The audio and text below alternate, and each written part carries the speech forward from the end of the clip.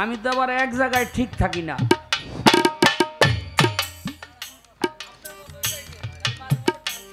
হ্যাঁ, এক জায়গায় ঠিক থাকি না। এই এক জায়গায় রাখনের লেগে ঘরের বউটা যে আমারে কত চেষ্টা করতেছে।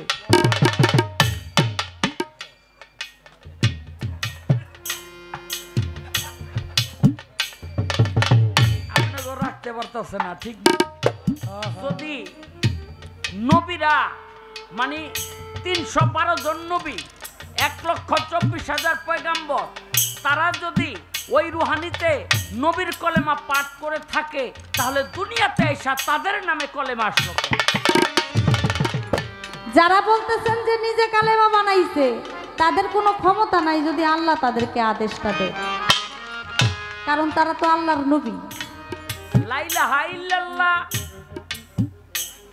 এটা রাসূল বলল, এটা হইল সুন্নাত। আর মুহাম্মদ রাসূলুল্লাহ এটা বলল আল্লাহ, এটা হইল ফরজ।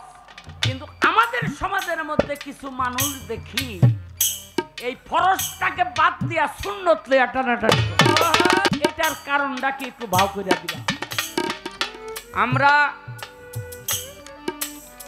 আজকে আমরা বাউলেরা যে এলাকায় আসছি, এই সমস্ত এলাকা দিয়ে এক সময় এই বাউলিয়ানা নিয়ে চষে বেড়াতেন সাধক আব্দুর রশিদ সরকার সাহেব, তাই না?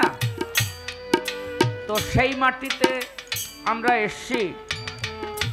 অবশ্যই আমাদের প্রতিটি কথা একটু হিসাবের মধ্যে রেখে বলতে হবে। আর পালাটিও অত্যন্ত চমৎকার, নবুয়ত এবং বেলায়েত।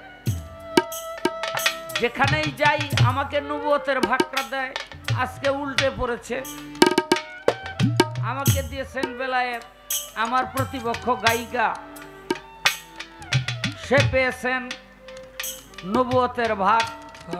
তো প্রথমবারেই এটা আমার প্রশ্ন না, পালাও না, এটা একটু ব্যক্তিগত জানার বিষয়, এরকম থাকে না। আরে কি এর বাটা আলগাবাড়ি, একটু ওই যে আলাপ সালাপ করার একটা ব্যবস্থা আর কি। স্যামরাই করছে নতুন বিয়া, বাসর ঘরে গিয়া কি কইব খুঁজা পায় না। তো এনে বহুত কষ্ট করে ভাও করছে তুমি গরুর মাংস খাও, তাই সেমরি এরম মাথা ঝুলায়,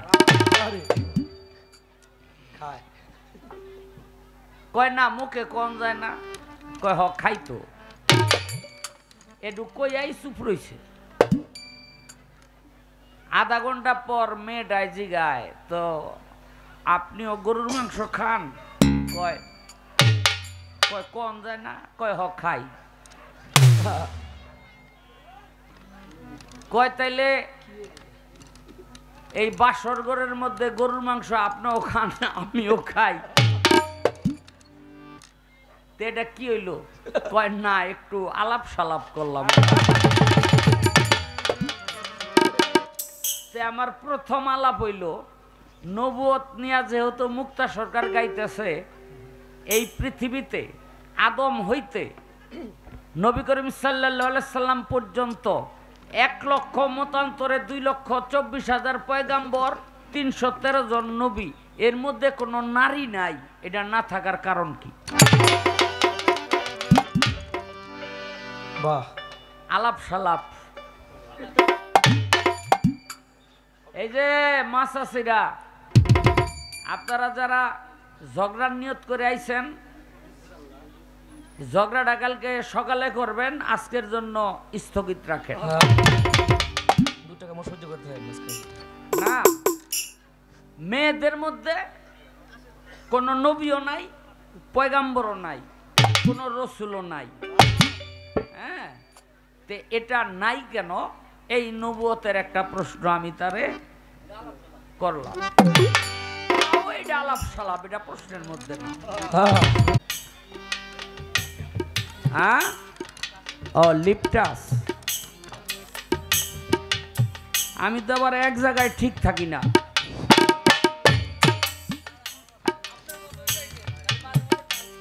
হ্যাঁ, এক জায়গায় ঠিক থাকি না। এই এক জায়গায় রাখনের লেগে ঘরের বউটা যে আমারে কত চেষ্টা করতেছে।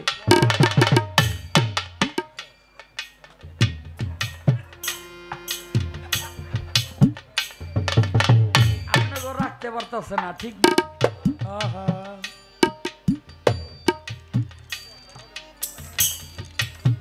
এই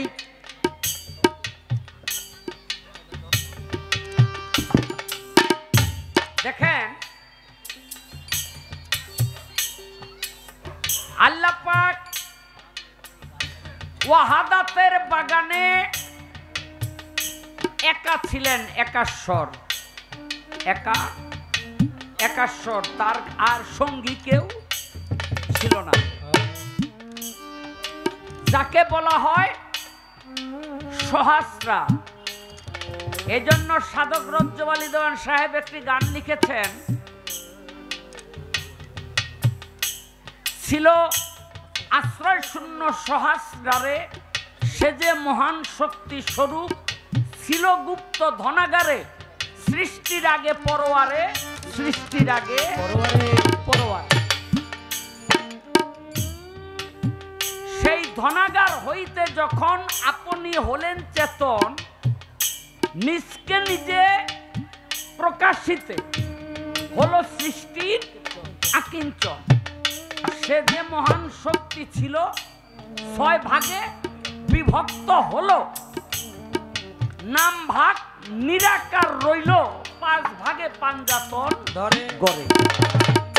সৃষ্টির আগেই পরোয়ারে। কোথায় ছিল? সহস্রা। আর দেখেন, অজান্তেই কত মিল। কেউ কারো ধর্মের খবর রাখে না, তারপরেও কত মিল। ব্রহ্মখণ্ডে বলা হয়েছে শ্রীকৃষ্ণ তিনি ছিলেন গোলক ধামে। এই গোলক ধামের নিগুর কথাটাই আপনার মহাশূন্য, আর সহস্রারের নিগুর কথাটাই মহাশূন্য। এদিকে আমাদের ধর্মগ্রন্থ বলতেছে নূরে মোহাম্মদ থেকে সমস্ত কিছুর সৃষ্টি, ওদিকে ব্রহ্মখণ্ড বলতেছে শ্রীকৃষ্ণের দেহ থেকেই সমস্ত কিছুর সৃষ্টি। অথচ ইসলাম ধর্ম আসছে 1500 বৎসর, আর সনাতন ধর্ম আসছে 5000 বৎসর আগে। কারোর সাথে কারোর সম্পর্ক নাই, যোগাযোগ নাই, অথচ মিল কত আমি জানি না। আমার ক্ষুদ্র জ্ঞানে এগুলো বুঝি না। আমি একেবারেই ছাত্র, অসহায়, বুঝার কোনো উপায় আমার নাই। যখন তত্ত্বগুলো নিয়ে নাড়াচাড়া করি তখন একা একাই হাসি। আসতে এখন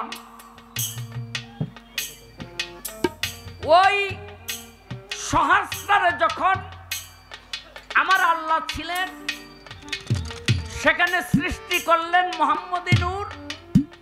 ওই নূর হতে সৃষ্টি করলেন সমস্ত কিছু, যার মধ্যে 1,24,000 পয়গাম্বর, 312 জন নবীও আছে। খুব খেয়াল করে শুনবেন, 1 লক্ষ মতান্তরে 2,24,000 পয়গাম্বর, 312 জন নবীও আছে, আর আমরা তো আছি। ওই আমরাও আছি। এখন আল্লাহ পাক বললেন, হে রুহানি,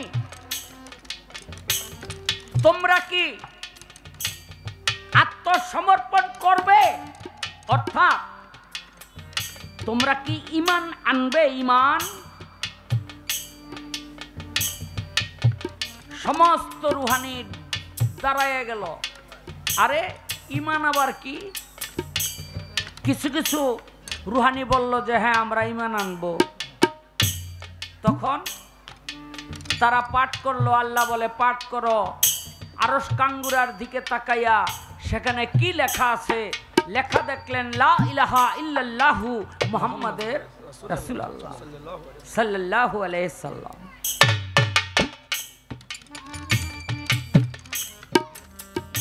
তারপরেও কিছু রুহানি বলল যে আমরাও ঈমান আনবো, বলে পাঠ করো, করলো।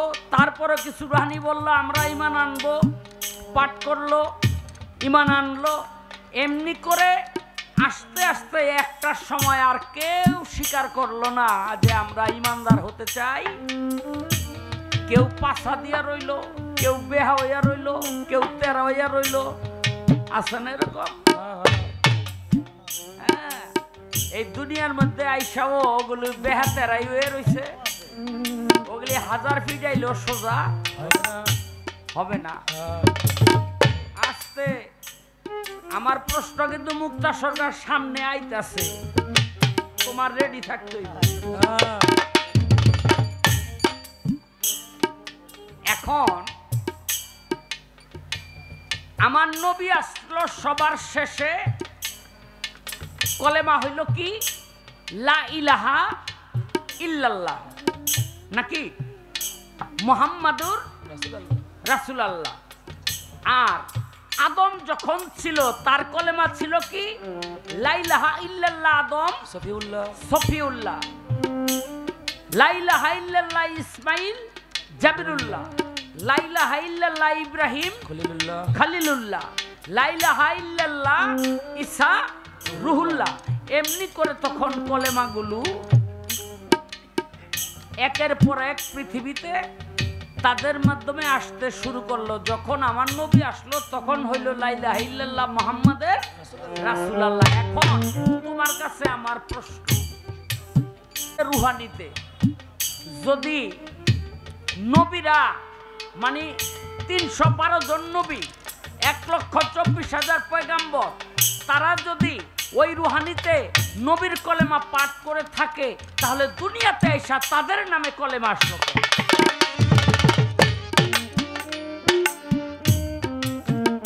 এটা হলো আমার বড় কথা। 2 নাম্বার হইল,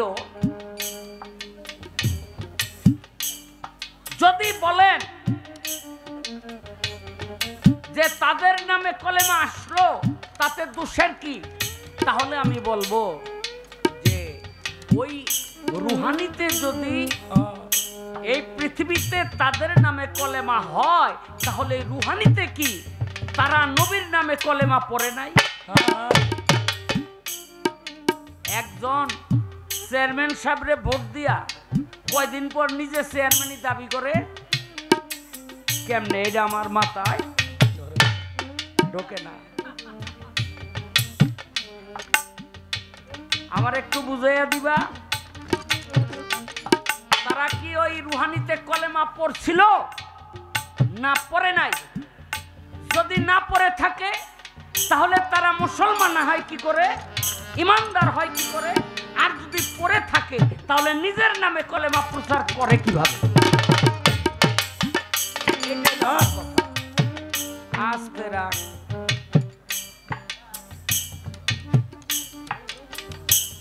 আমার 2 নাম্বার জিজ্ঞাসা থাকবে,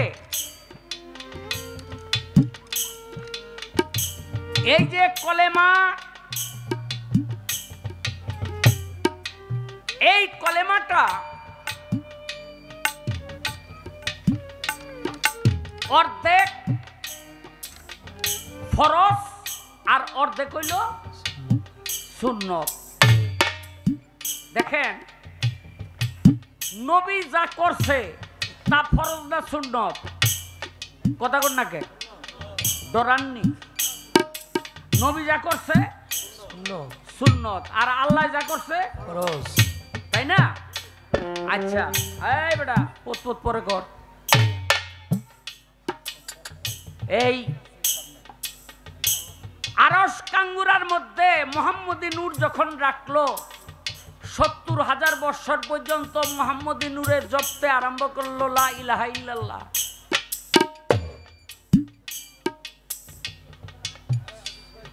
একদিন জিবরাইল আইসা নবীর ঘরের দরজার সামনে দাঁড়াইলো। ঘরের দরজার সামনে আইসা নবীকে কিন্তু জিবরাইল কোনোদিন ডাকে নাই। কোরআনের মধ্যে পরিষ্কার আসছে নবীকে ডাকাও যাবে না, হ্যাঁ, কোনো অবস্থাতেই নবীকে ঘরের বাহির থেকে ডাকাও যাবে না, আবার তার ঘরের ভিতরে অনুমতি ছাড়া প্রবেশ করা যাবে না। তাহলে কি করতে হবে? অপেক্ষা করতে হবে। জিবরাইল অপেক্ষায় রয়েছে, দরজা খুলছে ফাতেমা। কয় চাচা আপনি? কয় তুমি কে? কয় আমার চিনেন না, আমি নবীর নন্দিনী। কয় তুমি আমার চাচা কইলা?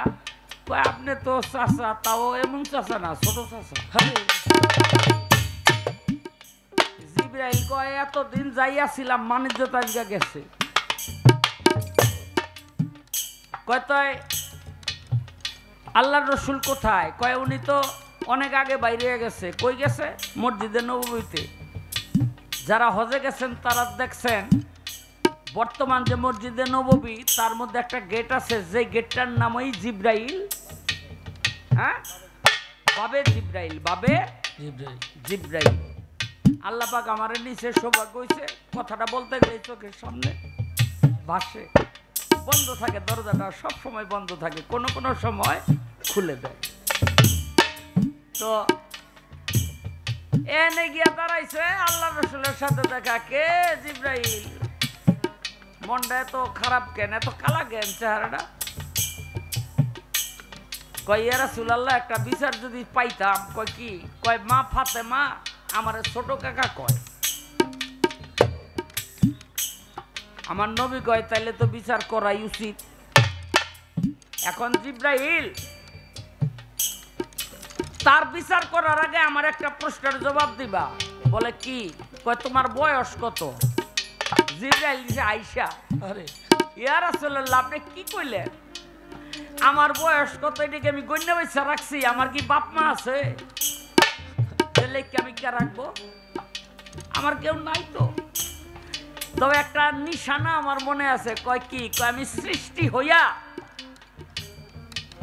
চাইলাম আরশ মহল্লার দিকে, তখন দেখলাম একটা সেতারা। সেতারা মানে 5টা তারা।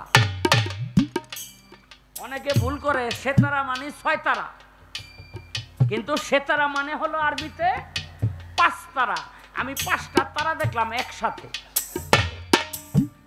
কিন্তু 70,000 বছর খালি ওখানে থাকতো, আবার ডুইবা গেলে 70,000 বছর ডুইবা থাকতো। 70,000 বছর পর আবার উদয় হইতো, আবার ডুইবা থাকলে 70,000 বছর ডুইবা থাকতো। এমনি করে আমি দেখছি 72,000 বার। সুবহানাল্লাহ। ইয়া রাসূলুল্লাহ চিন্তা করেন আমার বয়স কত।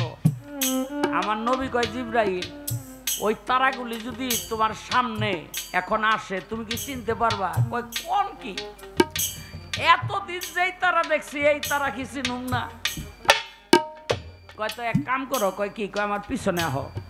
গেছে পিছনে, পিছনের কাপড়টা টান দিয়া উঠাইয়া ওই যে মোহরে নবুয়ত, ওই মোহরে নবুয়তের মধ্যে আল্লাহর রাসূল কয় জিবরাইল রে তুই একবার ভালো করে তাকাইয়া দেখতো ওইটার মধ্যে ওই তারাগুলি দেখা যায়নি। জিবরাইল ওই মোহরে নবুয়তের মধ্যে তাকাইয়া দেখে ওই 5টি তারা জলজল জলজল করতেছে। একটা চিৎকার দিয়ে পড়ে গেল, ইয়া রাসূলুল্লাহ এই মোহরে নবুয়তের মধ্যে সেই সে তারা। আমার রাসূল বলে জিবরাইল রে ওই 5টি তারা, একটা ছিলাম আমি, একটা ছিল হযরত আলী, একটা ছিল মা ফাতেমা, একটা ছিল ইমাম হাসান, আরেকটা ছিল ইমাম হোসেন। আর যেই ইমাম হাসান হোসেন ও তোমার বড়, তার মায় তোমারে ছোট চাচা কইছে, লেগা বিশাল বেশি। আরে হাসান হোসেন যদি ছোট চাচা কইতো আমি কি বিচার করতাম? তাহলে 70,000 বছর উল্টা থাকতো, 70,000 বছর ডুইবা থাকতো। এইভাবে দেখছে কতবার? 72,000 বার। তাহলে এই 72,000 বার আল্লাহর ওই পঞ্চটি তারা কি জপনা করছে? লা ইলাহা ইল্লাল্লাহ, লা ইলাহা ইল্লাল্লাহ, লা ইলাহা ইল্লাল্লাহ। এরপরে একটা আওয়াজ আসলো, মুহাম্মাদের রাসূলুল্লাহ।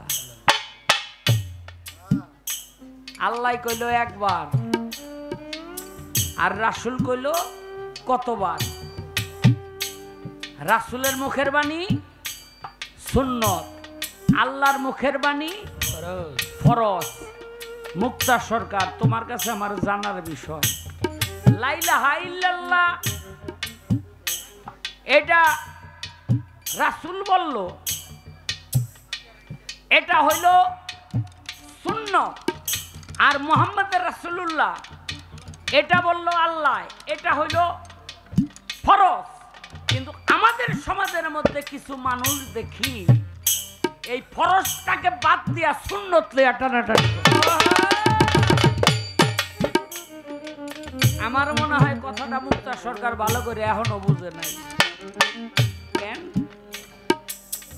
আল্লাহ যে কইল মুহাম্মদের রাসূলুল্লাহ এটা হইল ফরজ, আর আমাদের সমাজের কিছু মানুষ আছে যারা বলে আমাদের আল্লাহ পাইলেই চলবে, মুহাম্মদের কোনো দরকার নাই। তাহলে আমরা ফরজকে বাদ দিলাম আর সুন্নতকে আঁকড়াইয়া ধরলাম। যদি ফরজ আঁকড়াইয়া ধরি তাহলে আমার রাসূলকে ভালোবাসতে হবে, আর যদি সুন্নতকে আঁকড়াইয়া ধরি তাইলে আমার আল্লাহ পাইলেই চলবে, মুহাম্মদের কোনো দরকার পড়ে না। এটার কারণটা কি একটু ভাও কইরা দিবা? ওরে মনে যত জ্বালা ততই ভালা, যত জ্বালা ততই ভালা, যতই জ্বালা ততই ভালা, পোড়াইয়া বানাইলো সাধু। জ্বালাই আমার মন্দ বলে তারাই আমার পরম বন্ধু, জ্বালাই আমার মন্দ বলে তারাই আমার পরম বন্ধু, জ্বালাই আমার মন্দ বলে তারাই আমার পরম বন্ধু।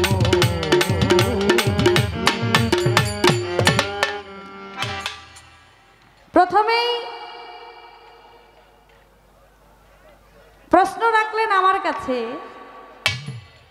1,24,000 পয়গাম্বর, 313 জন নবী, আল্লাহ কোন নারীকে নবী রাসূল বানাইল না, কারণটা কি?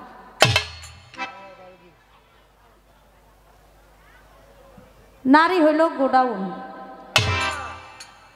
নারীর পেটের মধ্যে যত নবী রসুল আছে সব নবী রসুলই কিন্তু মায়ের গর্ভ থেকে দুনিয়াতে আসছে। আবার রাসূল করিম হযরত মুহাম্মদ সাল্লাল্লাহু আলাইহি ওয়াসাল্লাম তিনি মাকে, নারীকে কত সম্মান করেছে। তার দুধ মা হালিমা তাকে মাথার পাগড়ি বিছায় বসতে দিছে। আমার রাসূল করিম হযরত মুহাম্মদ সাল্লাল্লাহু আলাইহি সাল্লামকে যিনি গর্ভে ধারণ করেছে মা আমিনা, তাহলে এর চাইতে বড় পাওয়ার কি থাকতে পারে? এটা কি নবুয়তি বা রাসূল বা রসুল হইলেই, নবী হইলেই কি অনেক কিছু হওয়া যায়? তাহলে যিনি গর্ভে ধারণ করেছে, যিনি সম্মান নারীকে দিয়েছেন, মাকে যিনি সম্মান দিয়েছে, এটা তো অনেক বড় একটা বিষয়। নবী রাসূলকে যিনি গর্ভে ধারণ করেছে, এটা তো আমি মনে করি অনেক বড় সম্মান আল্লাহ তাদেরকে দিয়ে দিয়েছে। এ জায়গায় রাসূল হইল না কেন, নবী হইল না কেন নারী, এটা তো আল্লাহই ভালো জানে। হওয়ার প্রয়োজন মনে করে নাই কেন? এটা একজন নারী হয়ে আমার রাসূলকে গর্ভে ধারণ করেছেন, নবী পয়গাম্বরকে গর্ভে ধারণ করেছেন, এটা তো অনেক বড় সম্মান। এই সম্মানের উপযোগী আর কোনো সম্মান হইতে পারে না। তাই এর জন্যই আমার আল্লাহ পাক রাব্বুল আলামিন নারী বলেন, নারীকে যে সম্মান দিয়েছে, আমার রাসূল যে সম্মান দিয়েছে, এর জন্য নবী বা রাসূল হওয়ার দরকার পড়ে না, কারণ তারা নবী রাসূলকে গর্ভে ধারণ করেছে। এই একটা প্রশ্ন, আরেকটা প্রশ্ন, আরো দুইটি প্রশ্ন আমার কাছে রেখে গেছেন। একটা গান আগে করি, গানটা করলেই আপনারা বুঝতে পারবেন, গানটার পরে আমি তার জবাব দেওয়ার জন্য চেষ্টা করব।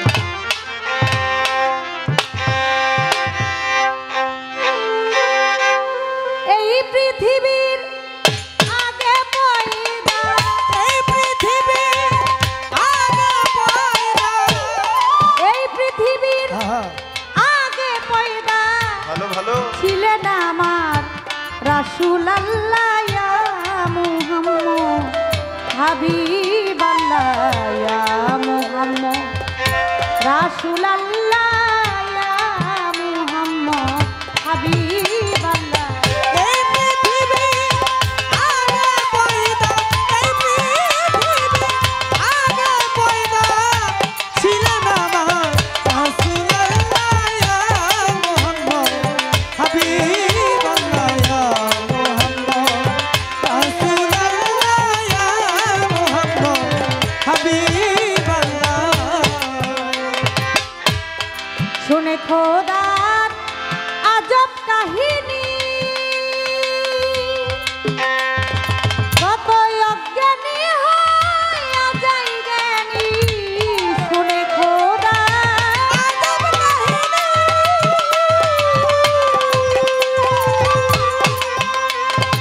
কত অজ্ঞানী হইয়া যায় জ্ঞানী।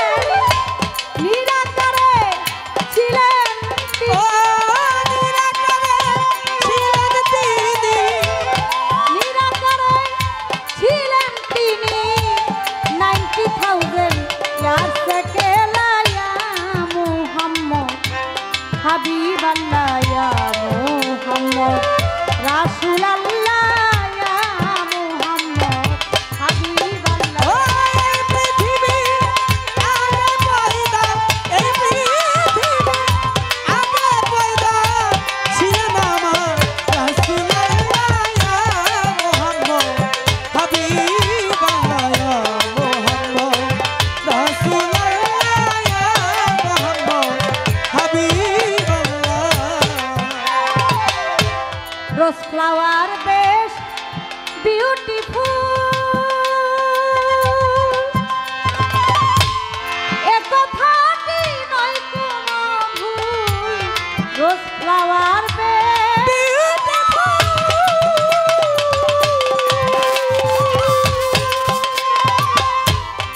এ কথাটি নয় কোনো ভুল। সহস্র গুণ বেটার দেন দিস, সহস্র গুণ বেটার দেন দিস। দিস মোহাম্মদ কামলেওয়ালা ইয়া মুহাম্মদ রাসূল আল্লাহ ইয়া মুহাম্মদ রাসূল আল্লাহ ইয়া মুহাম্মদ হাবিব ও আল্লাহ। এই পৃথিবীর আগে পয়দা, এই পৃথিবীর আগে পয়দা ছিলেন আমার রাসূলুল্লাহ ইয়া মুহাম্মদ হাবিবাল্লাহ ইয়া মুহাম্মদ রাসূলুল্লাহ ইয়া মুহাম্মদ হাবিবাল্লাহ। মেঘলা আকাশে চাঁদ উঠিলে চাঁদকে ঢেকে রাখে মেঘের আড়ালে। মেঘলা আকাশে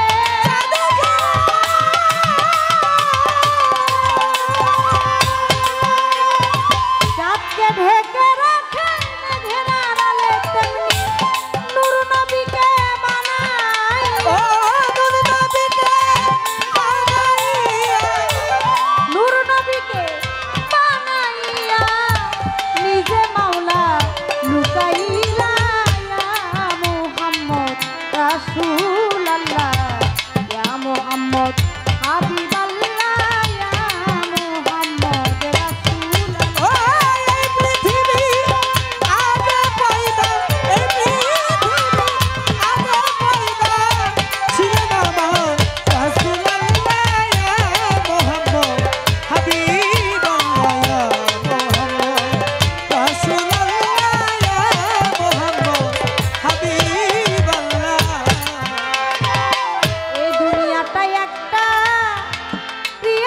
হ্যাঁ।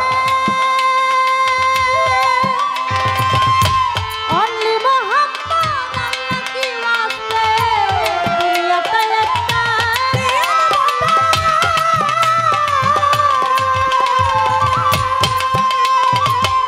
only Muhammad Allah ki waste যিনি হলেন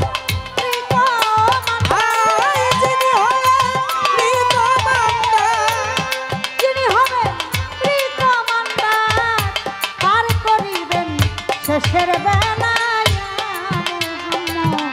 রাসূল আল্লাহ মুহাম্মদ রাসূল আল্লাহ মুহাম্মদ হাবিব ও এই পৃথিবী আগে পয়দা এই পৃথিবী আগে পয়দা ছিলেন আমার রাসূল আল্লাহ মুহাম্মদ হাবিব আল্লাহ মুহাম্মদ রাসূল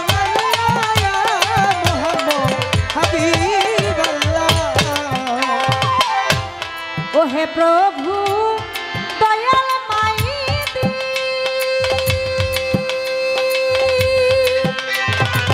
তোমার বান্দাকে করে দাও খাতি ওহে প্রভু দয়াল মাইতি ওরে তোমার বান্দাকে করে দাও খাতি আমি করি এই বিনতি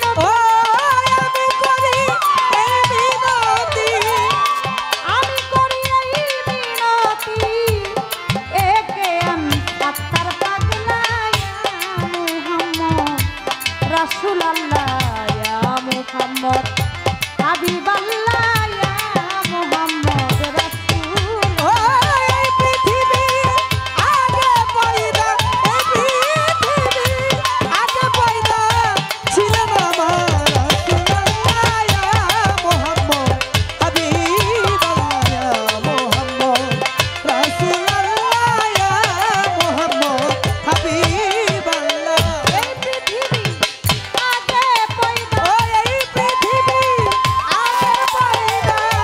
এই পৃথিবী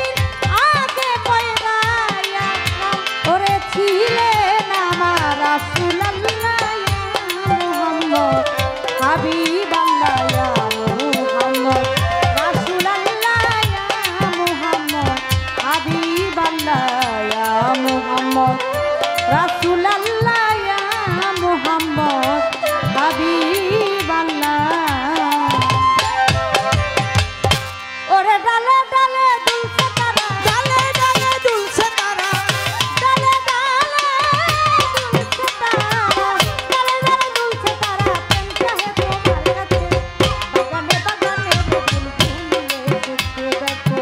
বাগানে বাগানে রে বুলবুলিয়ে ওরে ডালে ডালে দুলছে তারা ডালে ডালে দুলছে তারা ডালে ডালে দুলছে তারা প্রেম কাহে তোমার কাছে বাগানে বাগানে রে বুলবুলি এসেছে দেখো বাগানে বাগানে রে বুলবুলি এসেছে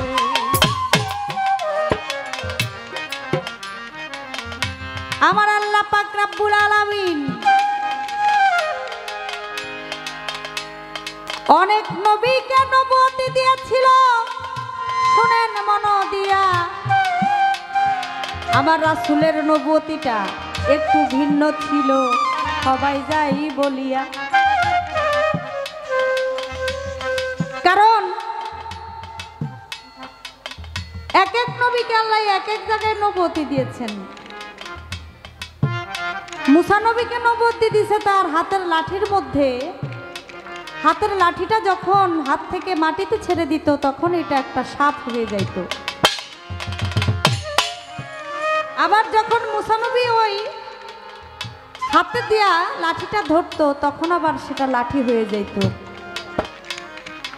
যেই লাঠি দিয়ে নীল দরিয়ার মধ্যে আঘাত করেছিল আর মুসা নবীর জন্য নীল দরিয়ার পানি দুইটা ভাগ হয়ে একটা রাস্তা তৈরি হয়েছিল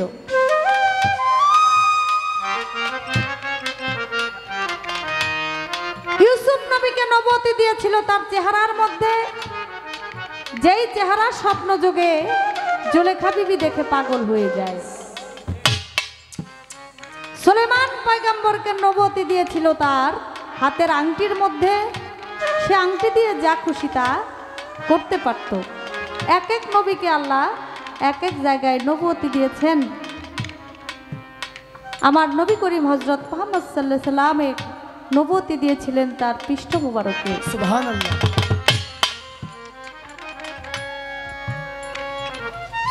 যেটা কারো সাথে তুলনা হয় না, মোহরে নবুয়ত। সেই নবুয়ত সম্পর্কে আলাপ আলোচনা করব। আমার কাছে প্রশ্ন রাখে, রুহানি জগতে আমার আল্লাহ পাক রব্বুল আলামিন সমস্ত নবী অলি পীর পয়গাম্বর সবার রুহানি নিয়া সেখানে কালেমা পাঠ করেছিলেন। রুহানি জগতে যদি কালেমা পাঠ করে থাকে, তাহলে দুনিয়াতে আইসা আদম নবীর কালেমা বানায়, ঈসা নবীর কালেমা বানায়, মুসা নবীর কালেমা বানায়, এক এক নবীর কালেমা বানায় তারা নিজেরা পাঠ করে। কারণটা কি?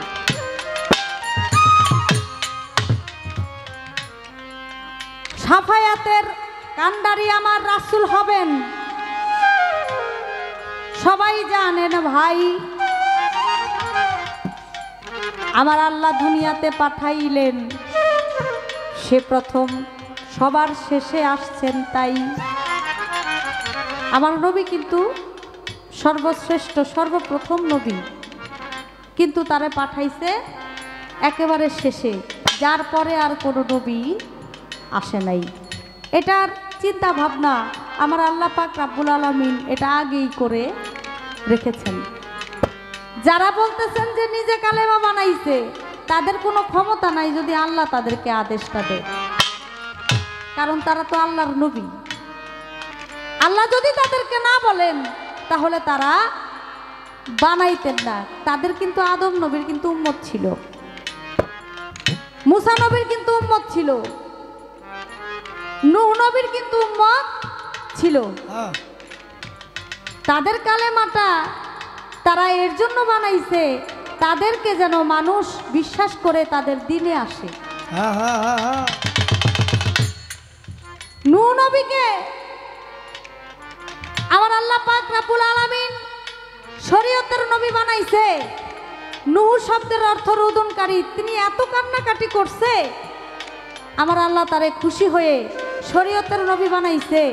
কিন্তু দেখা যায় একদিন নূহ নবী দুই হাত তুলে বলে, আল্লাহ আমার কথা তো কেউ শুনে না, আমার কালেমা কেউ পড়ে না, আমার দিনে তো কেউ আসে না। আমার আল্লাহ বলে, তোমার দিনে যদি কেউ না আসে, তুমি একটা বড় করে নৌকা বানাও। এই কথাটা কিন্তু বাজান আপনারা সবাই জানেন। যারা তোমার দিনে আসবে, যারা তোমার কালেমা পড়ে তোমার দিনে আসবে, তারাই রক্ষা পাবে। আর যারা তোমার নৌকাতে উঠবে না, তোমাকে মানবে না, তাদেরকে আমি আল্লাহ ধ্বংস করে দিব। সব নবী কিন্তু আমার নবীকে মানছে এবং জানছে, কিন্তু তারপরেও আমার নবী করিম হযরত মুহাম্মদ সাল্লাল্লাহু আলাইহি সাল্লাম সবার শ্রেষ্ঠ। কিন্তু তারপরেও ঈসা নবী বলেন, মুসা নবী বলেন, আদম নবী বলেন, ইব্রাহিম খলিলুল্লাহ বলেন, তারা নিজেরা কালেমা এটা বানায়া তাদের নিজের দিনে মানুষদেরকে নিজের কাছে আনছে, নিজের উম্মত বানাইছে, নিজের দিনে আনছে। নবীর প্রতি যে একটা বিশ্বাস, সে বিশ্বাসটা আদায় করছে।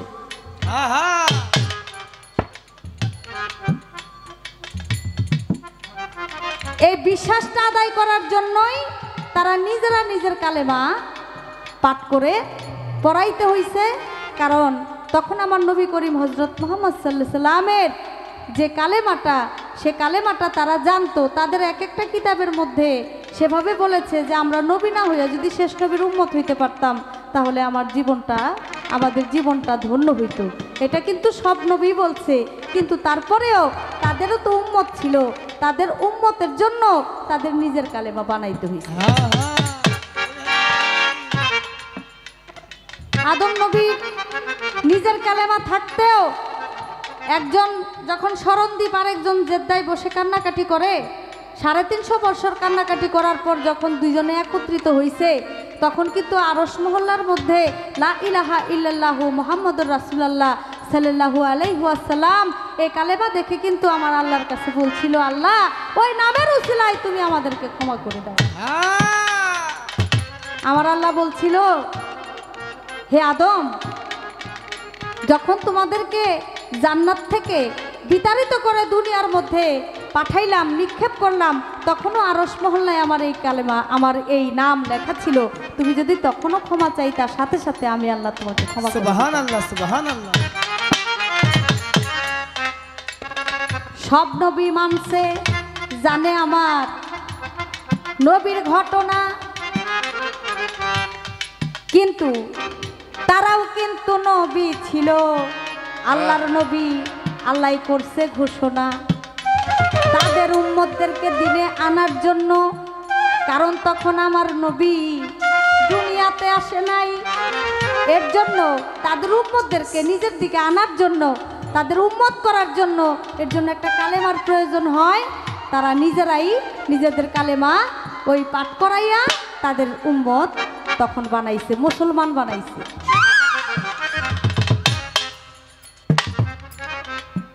আচ্ছা, আমি আপনার কাছে একটা কথা, এখান থেকে আমি যদি কথাটা ভুলে যাই, এর জন্য আমি আপনার কাছে কথাটা আগেই জানতে চাই।